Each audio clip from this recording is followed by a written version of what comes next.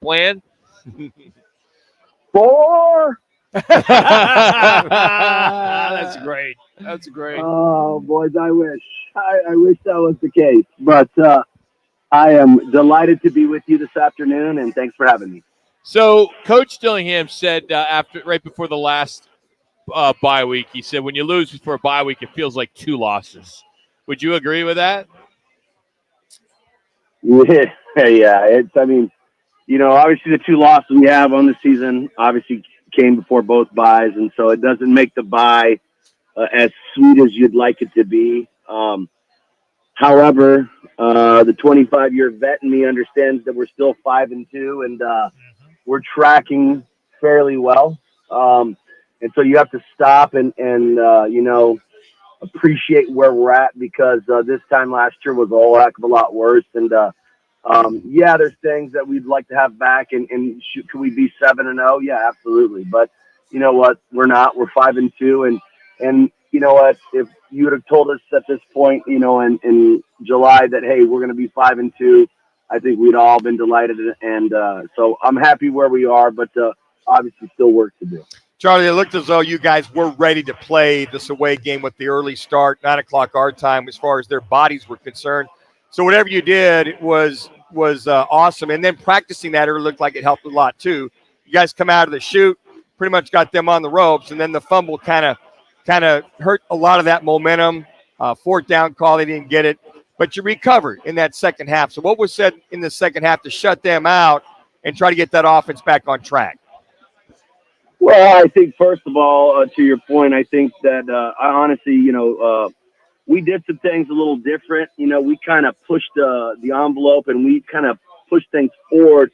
Everything we do, like we start our staff meetings at 6:55 in the morning, typically, right?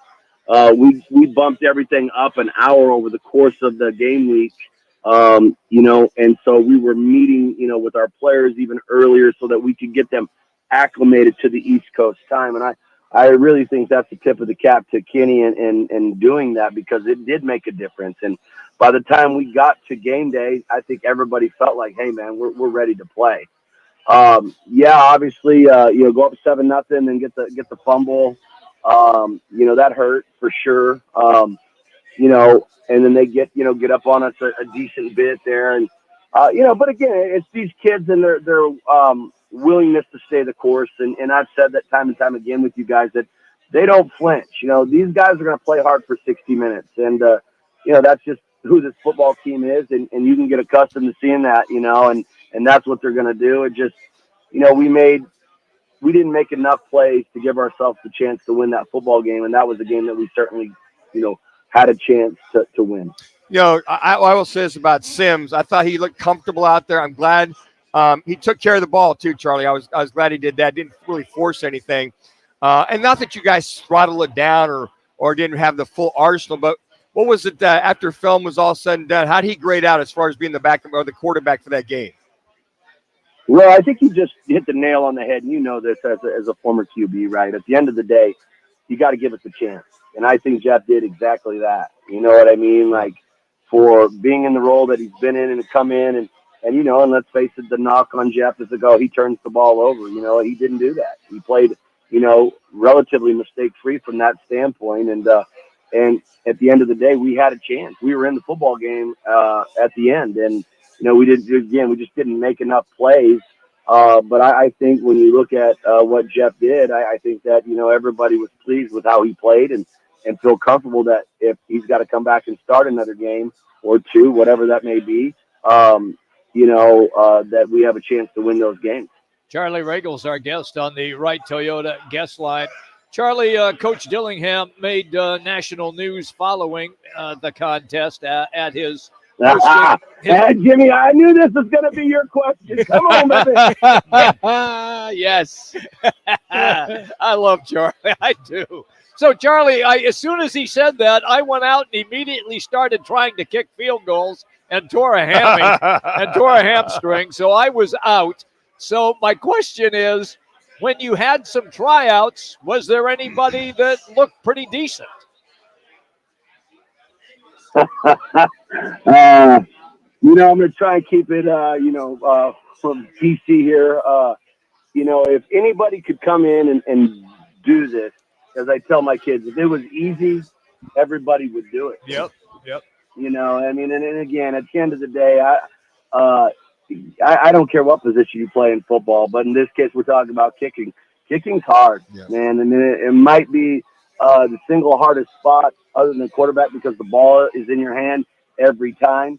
The reality is you're graded on one play. If you make it, you're supposed to make it. If you miss, the world's on fire, and that's just the reality. The margins are so small for kickers. It's it's hard, and Ian went out there and he had 2 bad kicks. He knows that. We all know that, but he's the same guy that went 3 for 3 and helped us win the Mississippi State game. Yep.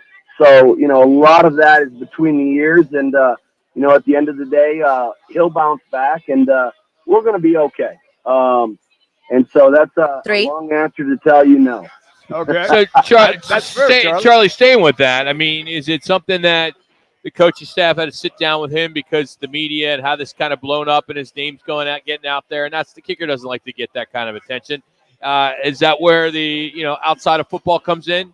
This is a human being that's, getting 100%. blasted, Yeah, and listen, I mean, you do this for as long as I have. You live through these waves of emotions. I coached at the school down south. Everybody knows that. Yep.